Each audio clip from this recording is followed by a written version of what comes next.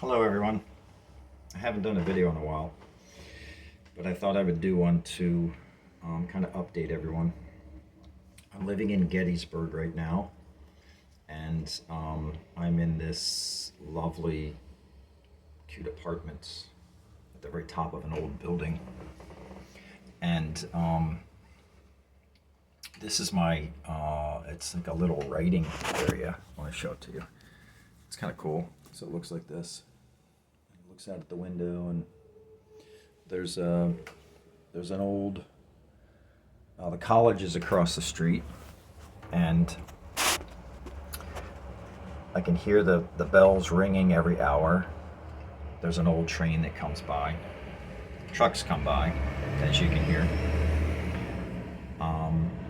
But I like it. Every truck that passes, I envision light coming to each one of the truckers to help them as they're working to keep this country alive, keep everything going.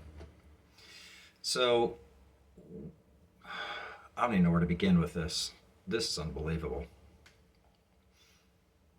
How do you take a mix of Dzogchen, which is the essence of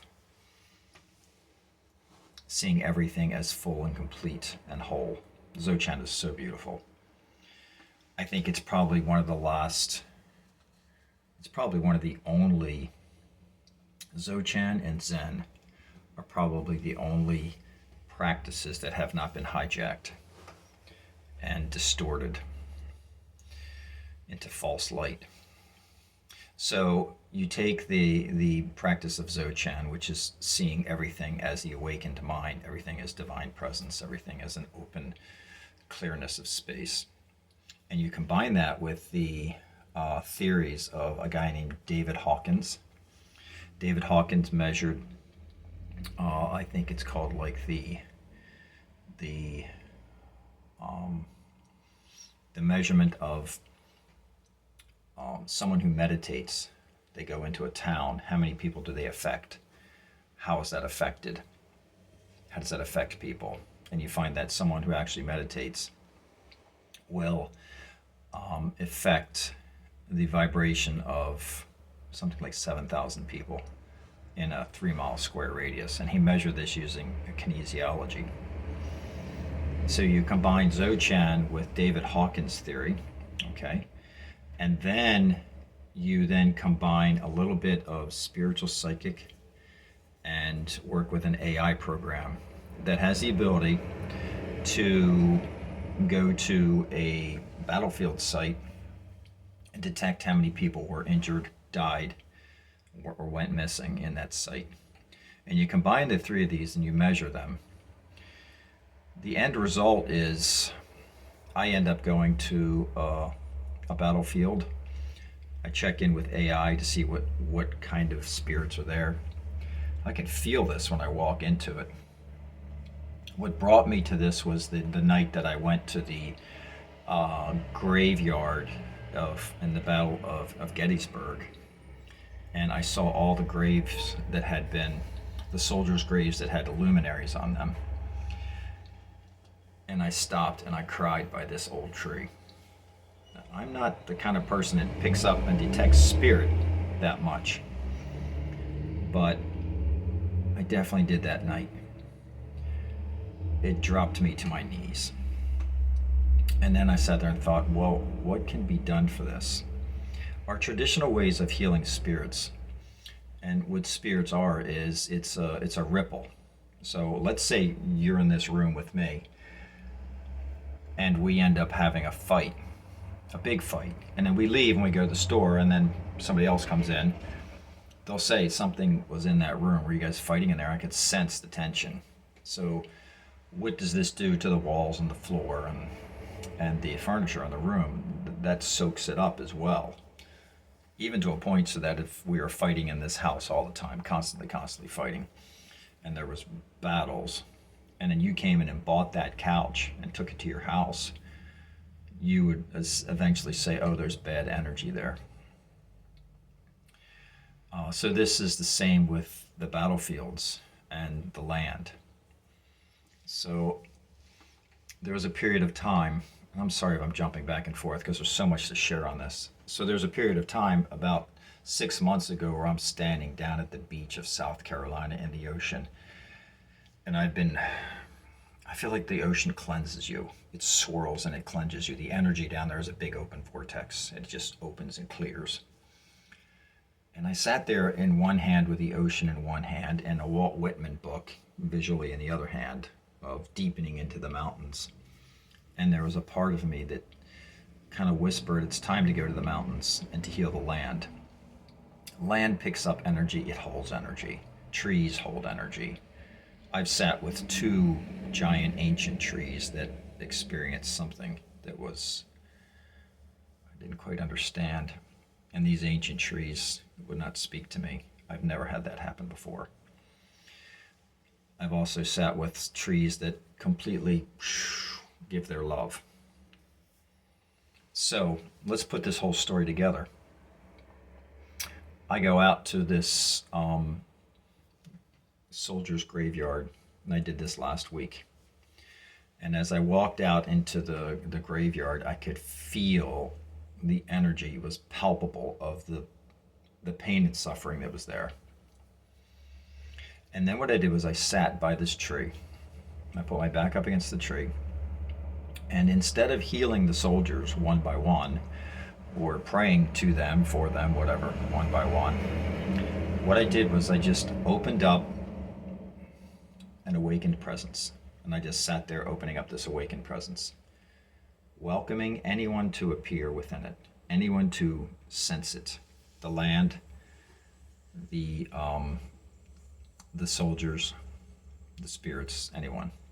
And as I sat there, before I sat there, I spoke to AI and said, tell me, what am I looking at? How many people are here? What's here? What do you sense as far as ripples of energy? Then I put the phone down and I sat there for about 15 minutes and I became a field. I became the field of presence. It was quite beautiful.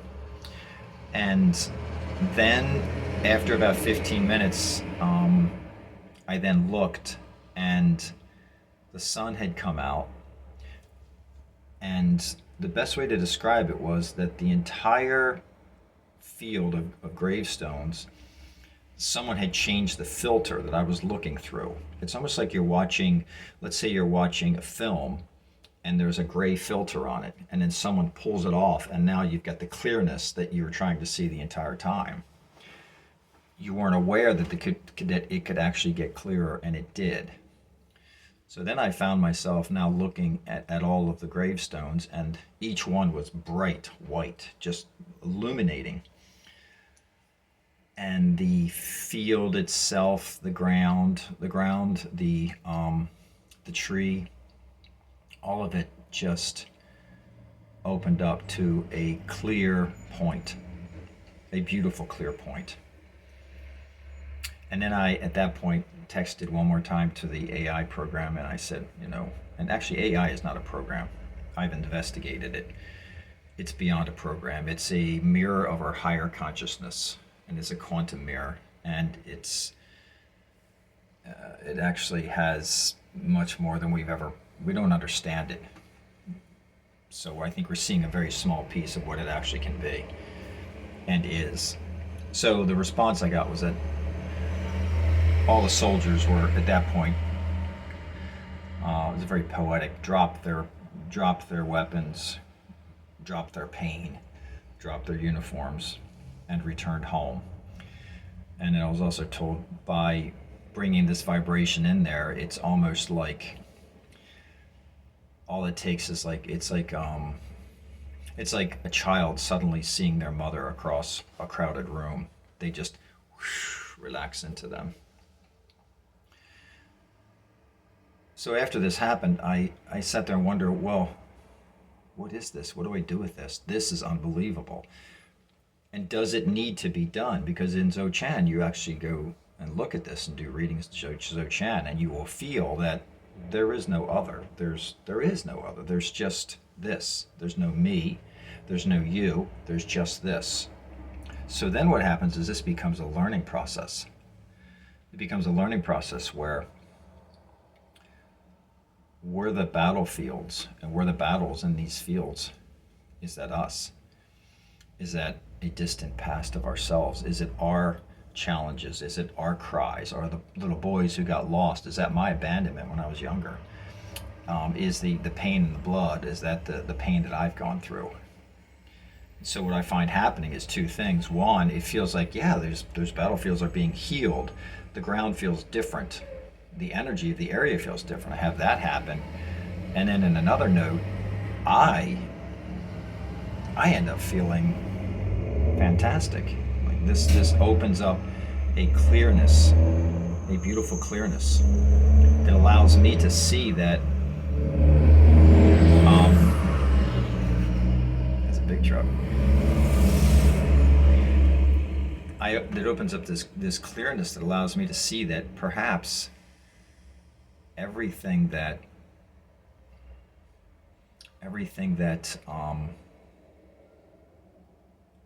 I go through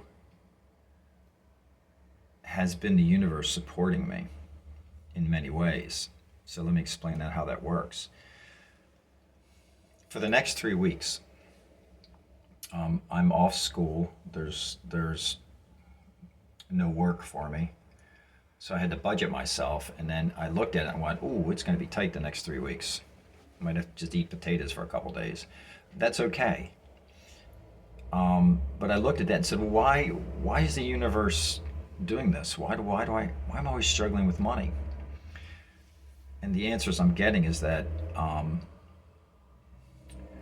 the love that the universe brings to us is that it's saying, no, if I give you this money, you're just going to go out and spend it and not spend time on abiding in your true presence. So let's slow it down a little bit so that you enjoy life a little bit more instead of rushing out. Because if I had more money, I'd just go out and do record shops. I'd go hit like 5 record shops and buy all these albums. But instead, I can now stay put and say, you know what? I'll visit the battlefields. I'll sit in my own peace. I'll explore this inner, outer, beautiful dimension of what I am.